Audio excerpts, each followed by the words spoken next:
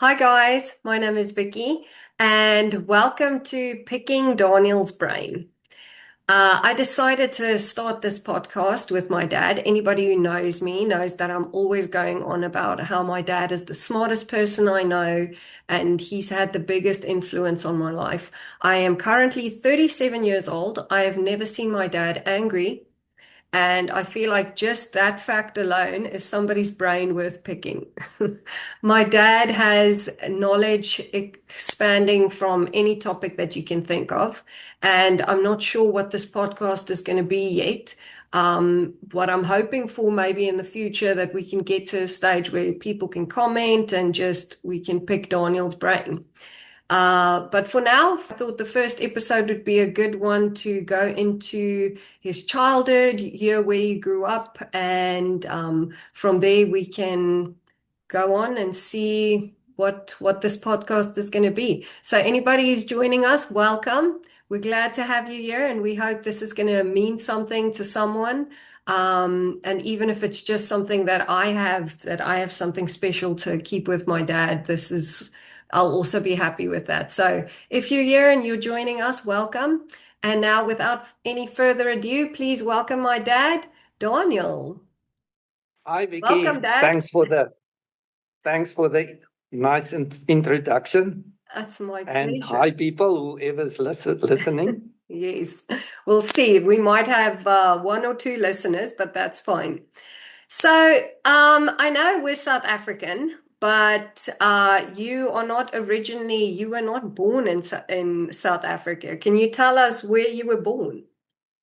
Yes, I was born in Africa, in Zambia, the capital of Zambia, Lusaka. And my first years were on the west side of Lusaka, about 30 miles west. Uh, there, I grew up on a farm. My family were all farmers. And until I was, I think, about 5 years old, that's where my life started. Okay. Okay. Um, and you left Zambia when you were 5 years old, and then you moved where in South Africa? Yes, I might just add, when I was still very young, my dad told me, I don't know this, I can't remember the story, but I had a stick and I was digging in the ground somewhere in the soil. And my dad asked, "What are you doing?" And he said, and I said, "No, I'm digging the little ball." And he was like confused, the little ball. Eh? So later on, I asked me, and I said, "No, the Earth." Eh? So as you can see, I was introduced to a round Earth even before I could remember. Somebody told me the Earth is round. But anyway, so at about 5, my parents immigrated to South Africa. My grandmother already left Zambia, and they were living in Cape Town.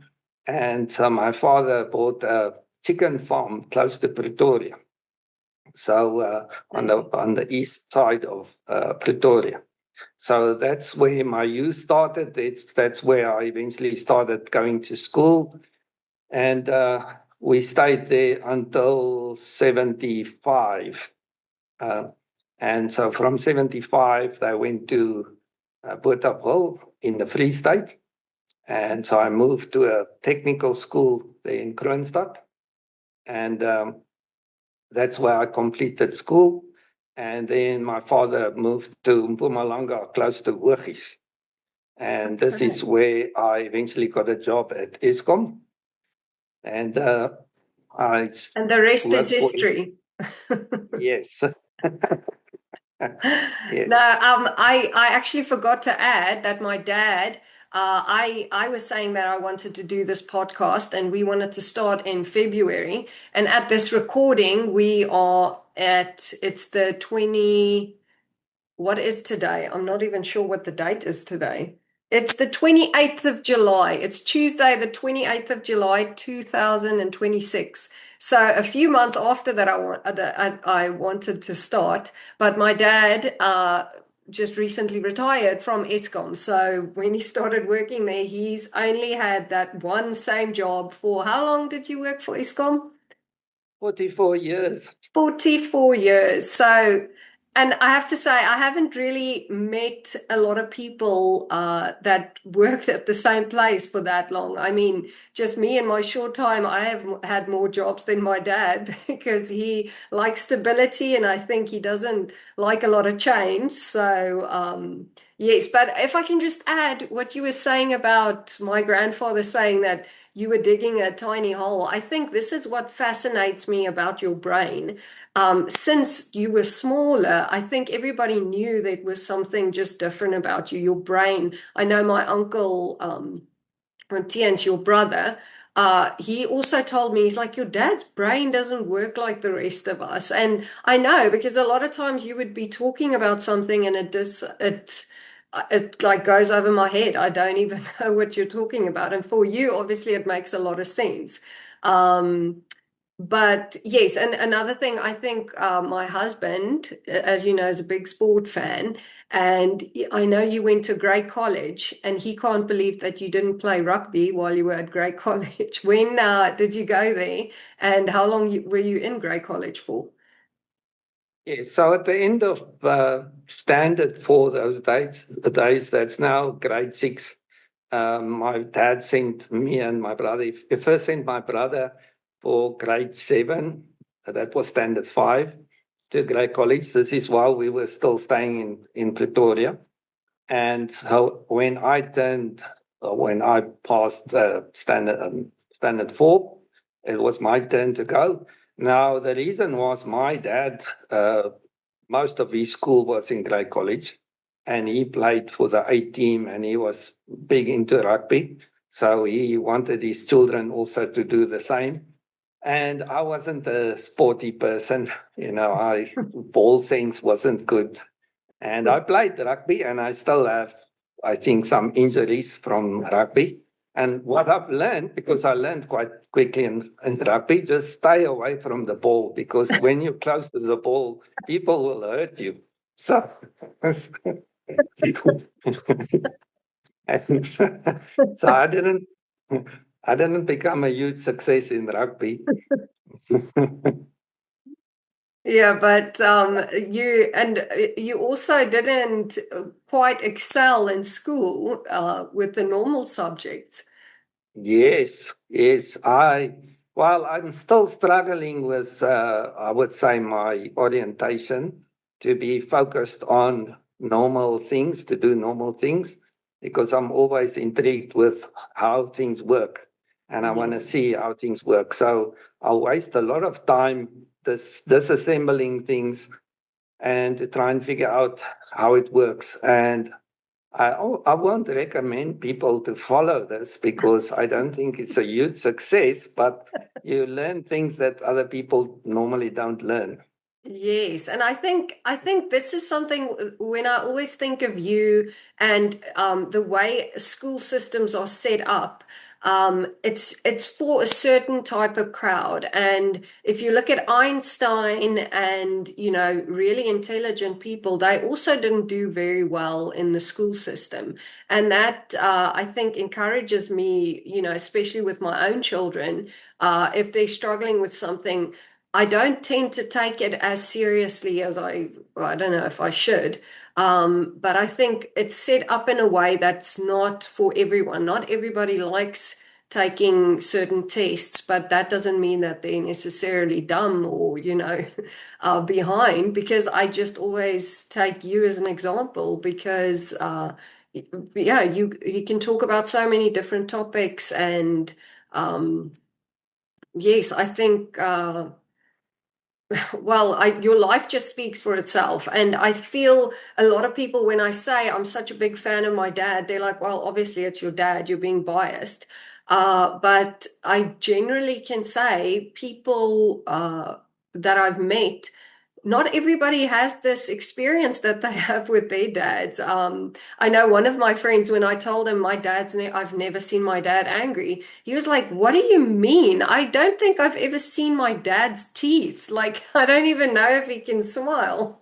And I think that's something that I noticed from a young age that you are just different. And I think God definitely made you like that for a reason. And Well, just another compliment for you. I feel like being raised by you, I really could experience God's love in how we're supposed to treat one another and just stay calm. I don't always, I hardly ever get that right, but yeah, you were definitely a very good example for me to how to try and do it right. I think I also had a special dad and a special mom, Mm. and me and my brother, things weren't going well all the time, and my brother used to tease me a lot, and I can't. You didn't see me then when he was teasing me when I was young, but I wanted him dead many times. so, So it's normal for my so kids to want each other dead. yes, that's normal. And Okay. I think it's actually not a bad, it's terrible to say that, but to actually be taught how to try and handle different conflict. And one thing that I remember from my dad, the speeches he gave us before we got a hiding, if we had disagreements with normally me and my brother, Yeah. it's like first you have to put yourself in your opponent, the person that's angry with you. Try and live into his position and visualize what you will feel like if you in his situation dealing with me. Eh? Mm. Now, once you do that, and I think that helps, that's almost like this counting 10 thing. It's not just counting 10, it's like reflecting why would this person be so upset? Yeah. Now, I can agree, you get bullies that just wants to give you pain and suffering, so I don't see that helping a lot. But in normal situations, people won't just get very upset with you if you haven't done anything, except for that a verse that I mean that people say, I don't know why the world gets so angry at lazy people because it's not like we did anything. Because lazy people do nothing. Yeah.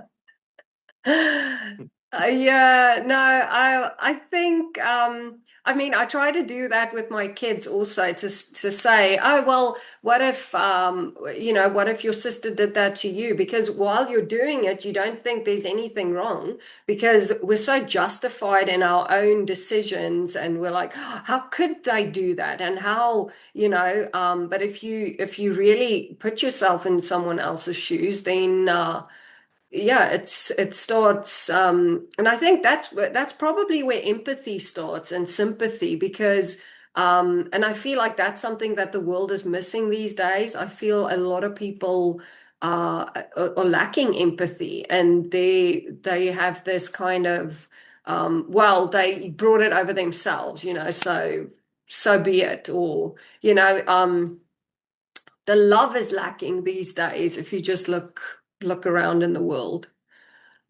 But anyway, I'm getting off track. So all right, so you were in school in Grey College, and you said after that you went to a technical school, and then you started working at ESCOM as a technician. But before that, I actually want to go back. How many kids were you growing up? I know you've already mentioned my uncle, but how many kids were you in the home? Yes. So my mom's first husband died, but I had two children, two daughters, and he was electrocuted when I think my eldest sister was 7 or something like that. Wow. And so then my mom later on married his brother, which is now my dad. So I and my sisters are actually two half sisters. So my eldest sister is 14 years older than me. Another one is 12 years older than me. My Wow. brother is only 15 months older than me. So I'm the youngest of the four siblings. Mm. Okay. Yeah, so Yeah. growing up, but you, because there was such a big gap between you and your sisters, you probably weren't in the house together all that often. Yes. So I actually saw my sisters very seldom. So I didn't know them a lot when I was young. So yeah. Okay. And growing up when you were still in Zambia, I don't know what you remember about church going when you were, 5, 6 years old. You probably I don't remember much when I was that age, but what is your first memories of going to a church? I know you weren't a big fan. Yes, but I can still remember the church in Lusaka. Okay. And Wow. yes, my dad was, well, my whole family was very religious. And in those days, up until the 70s, so the Sunday was a real holy day. Shops was closed, and my dad was normally a deacon or involved in the church. So we were normally one of the first families arriving there. And then after church, he would speak to the other members and sometimes, well, about the Bible, but also about farming and all other things. So Okay. we normally left last from the church. So I actually remember the church area quite well. Now, me and my brother, like normal children that weren't on Ritalin and all these other things, we had too much energy. So we had quite a lot of hidings outside the church for not sitting still, Oh, um, and that was terrible. But now, as I grow older, I can also see children that don't go through this treatment. It's difficult to do anything. You can't have a meeting with children in the vicinity because it's just noisy, and the parents also can't get involved because they're always running around after the children. So yeah. it seems like you need some discipline quite soon to tell children this is a time that you stay quiet, Yeah. even if you don't like it. Yeah. Some But I can structure. remember. I actually remember you saying that you really did not like church as a child. I remember you telling about my grandfather that was always the last to leave, and then you were still in a hostel at that stage, so you were going off to boarding school. So your weekends consisted. Well, I'll let you tell Oh, the wait, story. wait. Let me first tell the Zambia part. Okay, yes, go That ahead. was when I was a toddler. Okay, toddler. Yeah. Yeah. Okay. So as I grew up, my parents and the rest of the extended family was very religious. So Sundays was a holy day and you should not make a noise and you should be quiet. And my dad was normally a deacon or somebody involved in the church structure. So we as a family were normally one of the first families at the church. And we normally, my mom and everybody will make sure that we're ready and we'll uh, travel at great speed to be in time for church. And because I will first have these meetings before the session start, and then my brother and the other kids will play outside. And of course, we have to try and stay clean all the time, so you can't really play and climb trees and all that. And then in church itself, I can remember quite a few hidings, especially my brother. He had more trouble of sitting still because then there were no Ritalin and suppressants and stuff. And so church wasn't that great experience. Of course, you will forget the hiding quite quickly and you'll be in the same trouble again. And I can remember the one time they had this function at church to normally they will have this that they try to create funds for the building and all this, and people will bring cakes and have like a big gathering. And at some point, me and my brother were chasing each other, and one hit underneath these long row of tables with cakes and stuff on them. And then we had some struggle underneath it, and one jumped up, and all these cakes tumbled over. Oh, So no. that was probably when I was like 4 years old or something like that. So this is why you remember when you were 4 years old, because it was Yes, probably quite traumatic. there were special events with pain and suffering that we Oh, can tend to remember. And so So I can understand it wasn't the right thing to do, but it's difficult when you're young and have too much energy to behave orderly all the time. Yes. There. Yeah. So with this upbringing in church, when my parents immigrated to Pretoria, the same thing happened. My father was very involved in the church.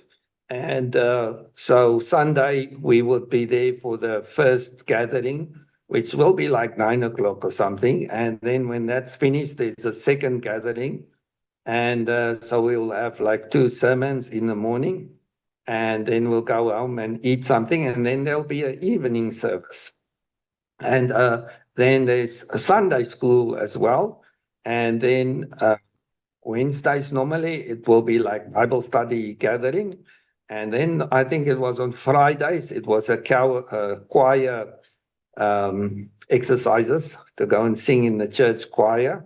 Wow. So you could see it was like we were very involved in my young days. Yeah. And I'm actually glad now because even though I don't agree with a lot of things, but I was exposed to all the biblical stories from a young age, and the normal stories, because it wasn't like a real Bible study. Because uh, now later on, I realize it's when you have certain people teaching you something and you don't have an interaction with the students, um, you tend to go one-sided. That's why we sit with all these different denominations to try and you indoctrinate the members that this is the truth. Yes. And if you have too many questions, there's a problem. Yes. Well, that's something that we'll get into all of that in our second episode. But I thought this would be good to just get a foundation of where your thoughts were at, how you were raised. Something that I remember you telling me a few times that you didn't like church. Like you said, you spent the whole day there.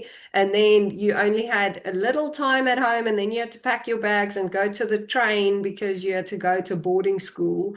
So your weekends basically consisted of just going to church and maybe have a little time to play on a Saturday. But yes, and then I remember you marrying mom. And then I remember you saying that you had this freedom and now you can basically do what you want. And then what did mom make you do? Yeah. So you have quite a packed question there. Yeah. So let me start with the first. So when we were sent to Grey College in Bloemfontein, um, we were also taken to church. So and had Sunday school, and that was normal in those days. Everybody kept Sunday, and Sunday Yeah. was a holiday. And I must add that in Bloemfontein, that NG Church, the, the pastor actually allowed people to ask questions in church, in the gathering, which was Wow. interesting. And there was quite a few interesting questions that might be sought. Yeah. And it's very dangerous for pastors to do that because Yeah. yes, because people will hear shocking things, and how do they answer this? Yes. Um, but when we arrived there, I didn't want to go to boarding school. Where we stayed in Pretoria, we had a swimming pool and we were on small holdings. So we had a lot of freedom going all over with our friends and everything. And homework was the last thing on our list. So Yeah. got a lot of hidings, and all Oh. the things that's supposed to be finished on Monday wasn't finished. And so when I was sent to boarding school, you were in the strict system that you would come from school, you will have lunchtime, and then there will be a study time that you have to do your homework for something like it felt like ages. It was probably like 2 hours or something. When Oh. the sun is shining and everything is nice outside, you have to sit and do your homework. And so everything was orderly. You have to do this at a certain time. You have to be in bed by 10 o'clock, the lights off, and nobody's walking around, nobody's talking. And that's probably what they will call a military school I was now. just thinking, it sounds like military Yes. school. Yes. And but you were exposed to a lot of things. It was a good school with good teachers, and but I didn't enjoy it. And like I said, my dad was big into rugby and sports, and so I was also in. I didn't enjoy rugby, but I was involved in tennis. But I never became good at any sport activity and javelin throwing and discus and but I was exposed to these things. We just, But if can just add on that, I just had a conversation with somebody last week, and they were saying, oh, they would think the military school is very good at sports because they're so fit and they need to run and do push-ups and, do all these things. And I said, I think there's a big difference between being fit and having actual good high eye hand and eye coordination. So being fit is not always, it doesn't always make you sporty. yes, Yeah. yes, you just have like natural nerds or something. Just they don't have that talent or the Well, I coordination is not know there. you've told me a few times you were very good at wrestling because you want to tell that story of Yes, your when we were still very small, probably 6, 7 years old, my dad took us to wrestling classes. And so there I was taught quite a few moves into wrestling. And the nice thing about wrestling, you normally don't have huge bruises or loose teeth or something like that. yes. So it's I would say, a more friendly manner of manhandling your opponent. Yeah. And so in Bloemfontein in Grey College, there was another kid that I don't know anything about him. I don't know where he came from or anything, but somehow he just didn't like me. So as I would be walking somewhere, he will just start punching me. eh? And I wasn't very good at boxing. My dad also gave us boxing gloves when we were young, but boxing I don't think is really enjoyable. No. I think there must be something wrong with you if you enjoy it. So because I had the wrestling skills, I will grab him and start wrestling him. And luckily, I will overpower him every time. And as soon as I get him into a grip that he can't move, then he will say, I'm sorry, I won't do that again. Just release me. And if I would release him, he will just jump back on his feet and start punching me again. Oh, And this would happen day after day. And after that, every day we would be, all our clothes will be full of that, full of dust and everything as we tackle each other. And oh, then the one day I had him in a grip and he also said, no, I won't do it again and whatever. And I said, no, I'm not going to let you go. And because he you're started lying. biting, he started biting me, on my chest. And as he bit, I just squeezed his neck harder. And he bit harder. And I just squeezed harder. And then I heard something cracked. Oh, And and I thought, then I killed him. And so I let him go. And eventually he got up. And I never saw him again. So he never tackled me. so I don't know he which class. So, so you thought you killed him and he also thought that he died. yeah. He's like, maybe maybe not try this again. Yeah. So, well, I think now with the Israel and Muslim wars is basically the same thing. Is both of them just now we won't do anything, and but everybody lies. Yeah, Everybody lies. Yeah, it's yeah, this world yeah. we're living in makes no But sense. now on to the other part of your question. Oh, yes. While we were in Bloemfontein, learning at Grey College, once in a term, one weekend in a term, everybody has have to leave and go home. So you didn't have regular school holidays, so you had to stay there almost the entire term. You didn't get to go home every weekend. Now you were there the whole term. Then it was like extremely long when you're young to Yeah. stay a term in school and college. Yes.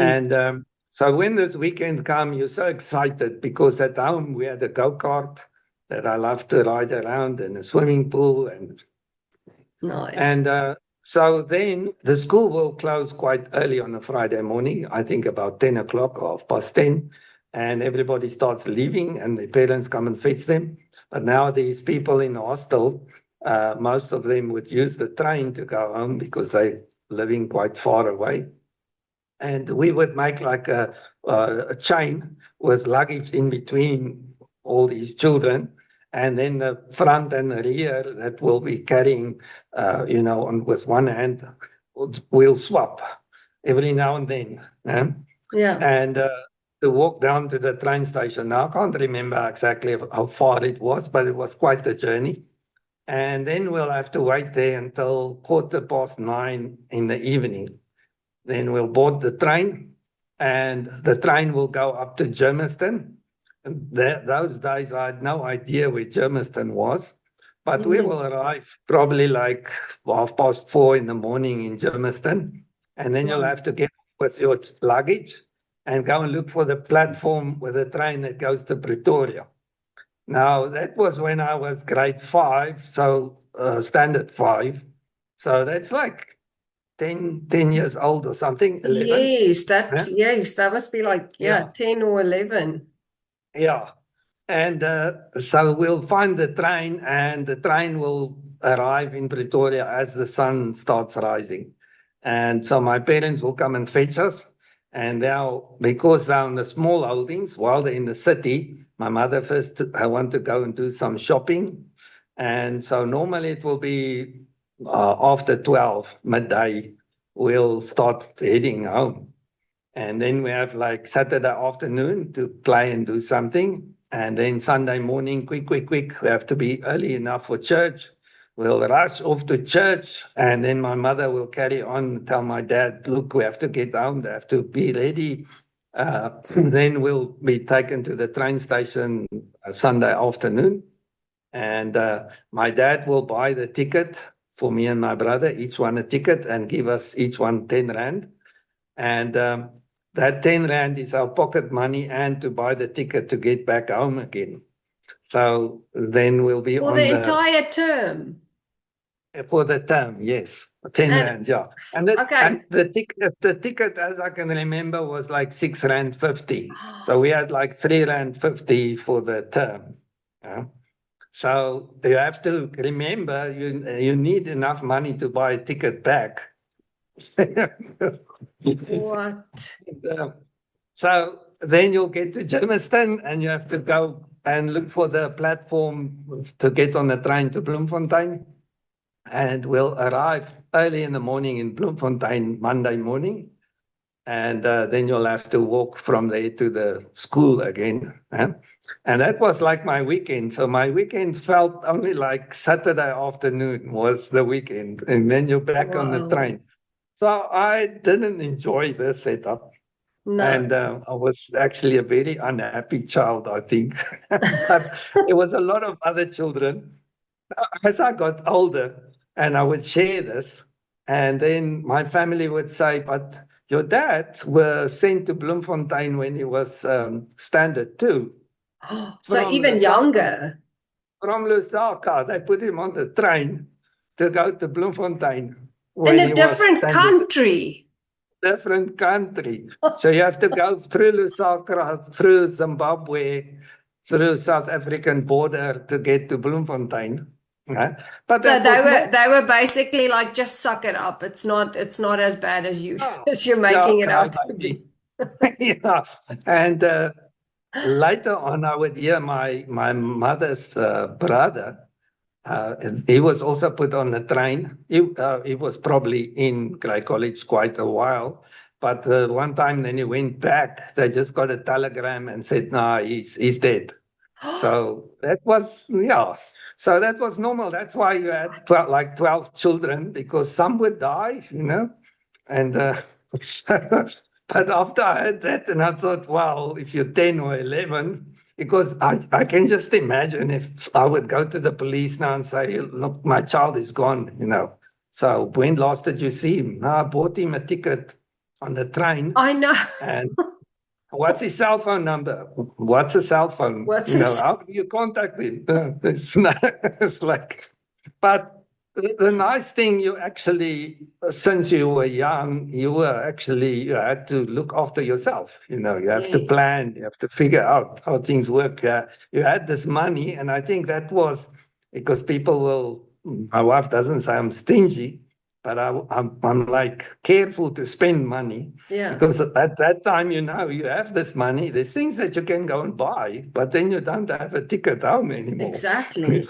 You need to, yeah, Yeah, so kids back then, obviously, they grew up a lot quicker because they had a lot more responsibility at a young age.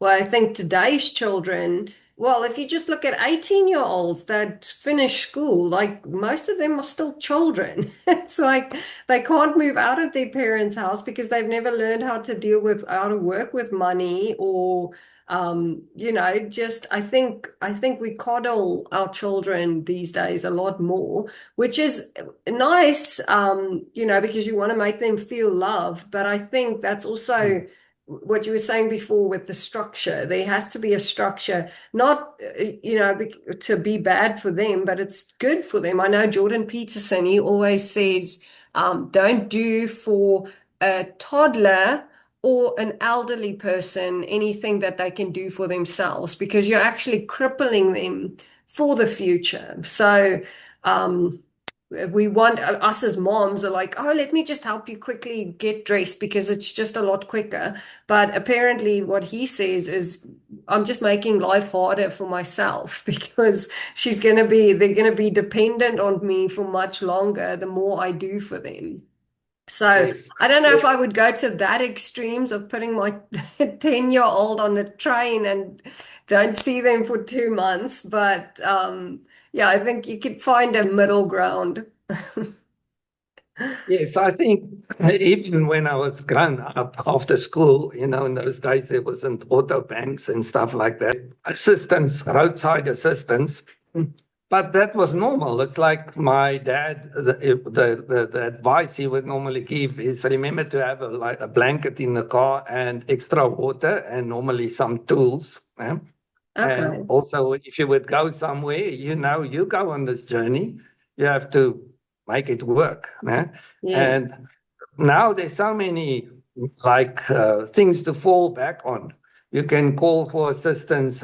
People are worried about you. They'll come and look for you. I think those days you were basically free with the responsibilities. You were free to go and do wherever, but you have to take the responsibility to make it work. Yeah. Otherwise, you will die. Yeah. So That's so true. But yes, to get back, okay, so that was your weekend. So you were looking forward to being out of the house and now I can do my own thing. I don't need, my parents, they're not going to force me to do anything. And you met mom when you guys were still in high school. Right. yes, yes. So in my teen years, probably with a teen rebellion, whatever, it's like you were so much indoctrinated about God and this is our structure and it's this book. And you have this question. So, Yeah. why this book? You have this other religion. So, I was born in this religion, and this is supposed to be like the way for eternal life that we don't even know. Does it really exist? And you have all these questions. And also at that time, evolution, because in South Africa, I think in the past, evolution wasn't a great taught thing because, uh, television only started in 76, 75, 76. So I didn't grow up with television and all this media. And so you grew up in religious families, and that's the way it was. And so now you would start hearing all this about evolution and, maybe there's no God and all this. And Yeah. it was, I would say, I didn't swallow it hook and sinker, but there's another options, that I wasn't exposed to. And it's like when you go to church, especially if you don't have discussions on what you believe and why you believe and what's the evidence for it, it just seems like, another story that Yeah. they tell you. And yeah, and this is what has to happen. And I actually preferred not to go to church anymore. And so then met my wife uh, at that stage. And so we fell in love. And my wife actually said, no, we have to go to church. So then I thought, oh, great. I'm now out of Oh, this family, church going fantastic. family. And now I married one that wants to go the same route. Yeah. And then she actually became a deacon in church, and I had to go with her and do a rounds in the week and go and visit the family, church members, and get bitten by a dog. What? I don't know about that. Yeah. While you were Luckily, a visiting small, some of the churchgoers, their dog bit you. yes, a What? small, quiet dog, a half-sized dog, and so he just stared at me. But I could see in his mind there was things pondering. Should I bite this person or? And everything went well. And just as I opened the gate to leave, then he got me on my calf. But Oh, luckily, that wasn't too bad. No. what? I never even heard that story. He was like, "You're not getting away, you're scot-free." Yeah, that was a bit weird because one thing, without getting in religious or biblical things, part of the deacon's function was to go and collect tithes and offerings. Oh, So, so you would actually go from house to house and, like, here I am. Have you got any problems or whatever? But actually, why I'm here. I need like a little envelope with money because I know it was payday. yes. Oh, wow, that's very interesting. I also didn't know that because today's modern churches, most of them have like an ATM where you can just pay online. So nobody's going to know if you pay or don't pay. So back then you physically had to give an envelope. I mean, I Yes. remember us growing up in church because yes, like you said, mom was very like we had to go. We were there. She ran the children's there was like a children's thing during the week on Wednesday. So we would go to that with, she would run for the kids. And even my husband said back then, because we grew up in the same town, he said he remembers my mom from when he was little and she was at church on Wednesdays. And he was like, I always went to steal some cookies from them. And, and on Friday nights, we were at the youth group, and on Sundays, we were there in the morning and in the evening. So, yes, I also obviously grew up always in the church. But I knew you also, when I had questions, you were like, well, I'm just here because I have to be here.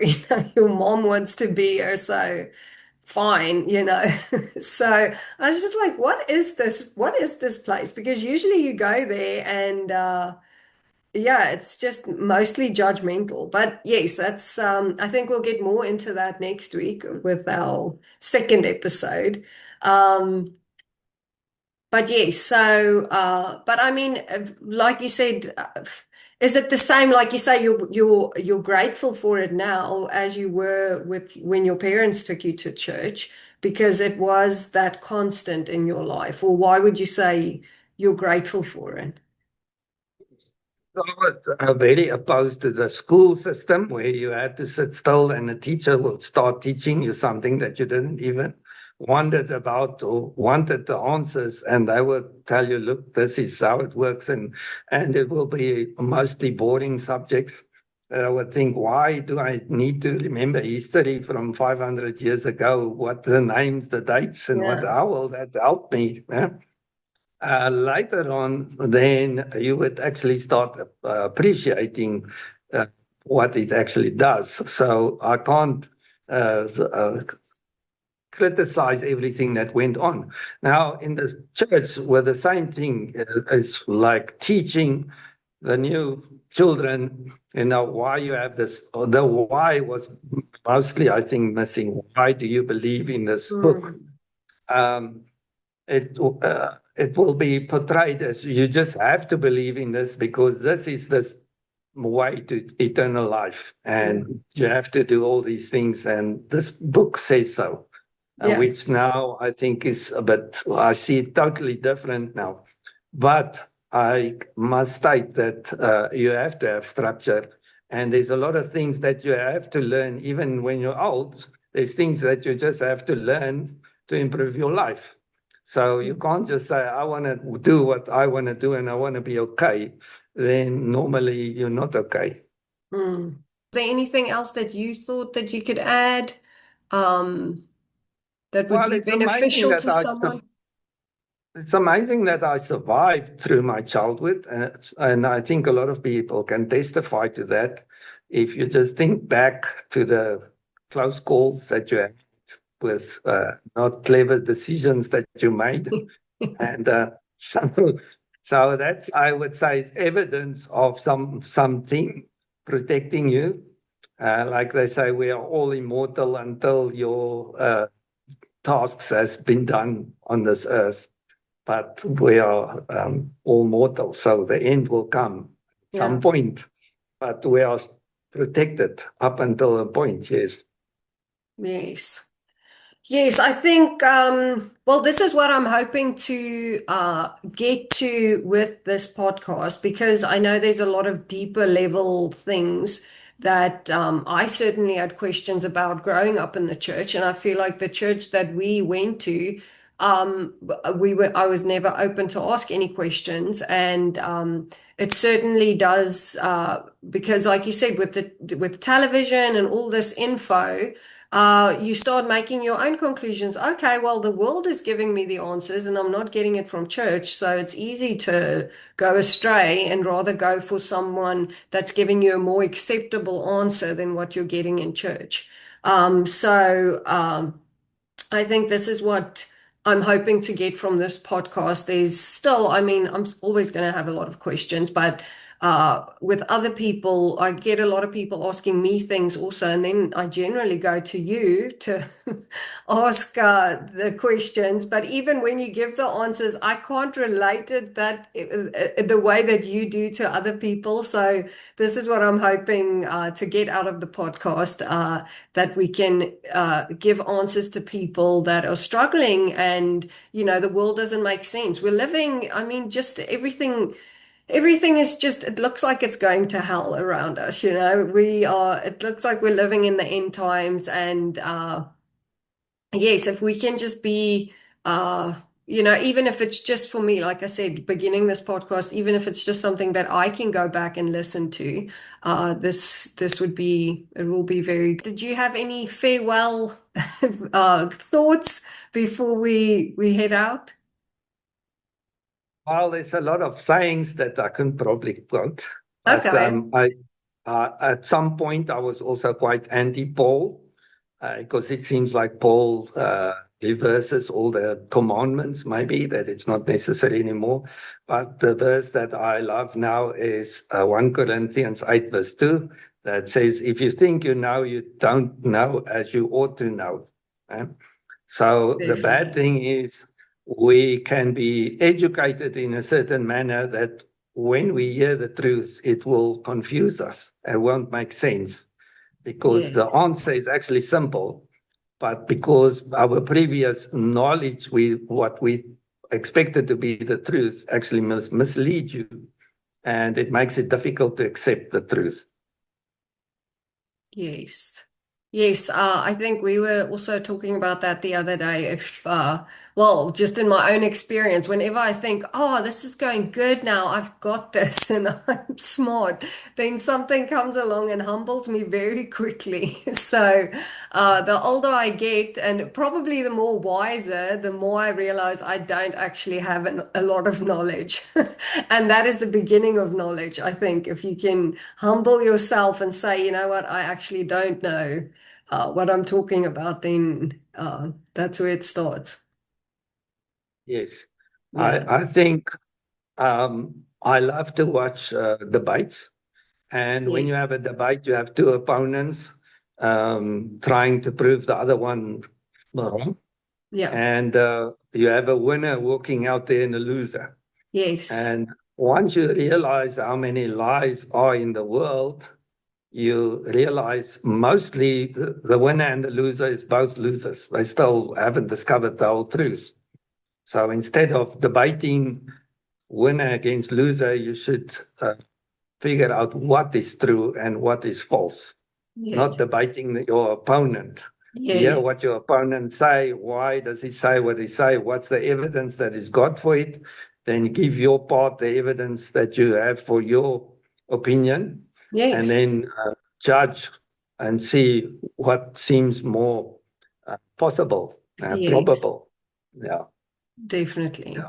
Yeah, I think I've also recently I said, I know I said we're getting to the end, but just to add to that, I've thought, there's a lot of videos of Muslims coming to Christ or Jews coming to Christ, and then, you can be quick to say, oh, look at this and send a video, but how many people are there that say, oh, look at these Christians who turned to Islam, or, these Christians that, became Hindu? So, I mean, just as many info there is. That's why, like you say, with debates, it's good to know both sides and have, convince yourself before getting into an argument with someone.